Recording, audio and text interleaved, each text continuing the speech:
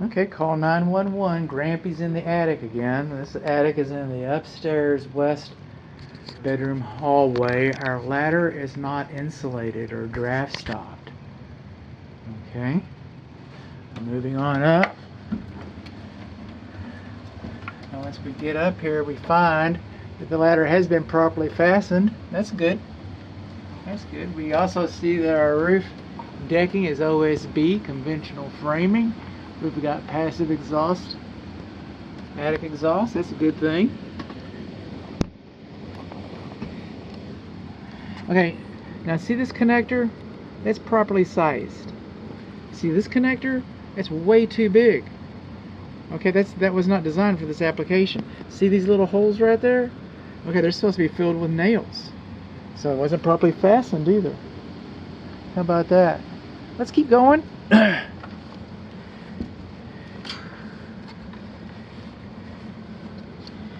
Oh dear. We have CSST gas piping in the structure. We need an electrician. Alright. Now moving on up, we got loose fill fiberglass insulation. Do you think that insulation is doing good over there where that box is crushing it all? I don't think that's doing very well at all, actually. Loose fill, we got soffit baffles. How about that for our soffit vents? That's a good thing. Okay, what I'm not noticing yet, let's keep looking. What I'm not noticing is a light switch. There it is. The light switch is right over here.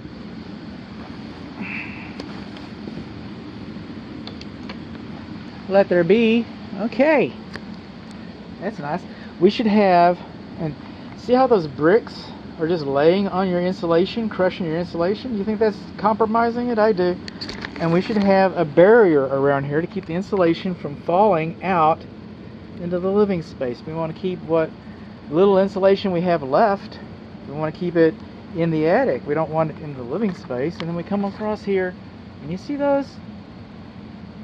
Maybe you don't. Ah, there is a depth marker. How about that? This insulation, when it was installed, looked like a new snow. Nice and level. It's not level. We got all these little trails in here. See those little trails? People didn't make those trails. People did not make those trails. Mises made those trails.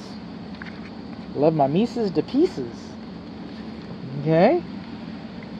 Now that larger one, that might have been a human. But behind it, going farther, a human didn't go that far. See that trail over there? Mises made those trails. Moving on around up here.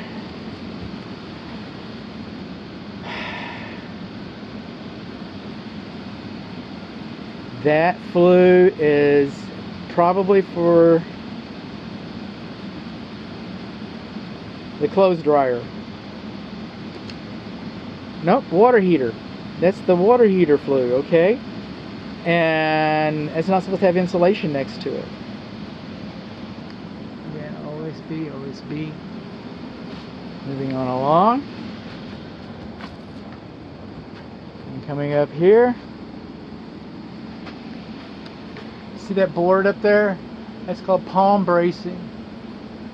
Palm bracing. A lot of home inspectors get upset about palm bracing. You know what? There is no code against palm bracing. It's just transferring the load.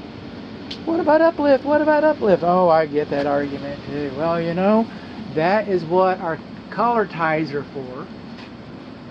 Alright. That is what our purlins are for. And that is what our rafter ties are for. That's all about uplift. So it's not about uplift. I'm just saying that so that when you sell the house later, and another home inspector comes in and gets all excited about the palm bracing, there it is. And then I get the phone call, and then I get to explain it. So I just explained it. About 12 inches of loose fill insulation coming across here. And we've got, this is our manifold for our PEX system. And you know what I'm not seeing on this manifold for our PEX system? You know what I did not see on the gas entering the house over by the meter? I am not seeing, just not seeing it, bonding, electrical bonding. And by the way, these jack, woo-wee, That jacket right there is cut back too far. Kind of like in the electric panel. That jacket is cut back too far on electric wires. See these? That's better. See that one? That's acceptable. Now, how do you fix the gas piping? You have it bonded electrically. That's how you fix it. Is it expensive? No, it's relatively inexpensive to make this a safer house.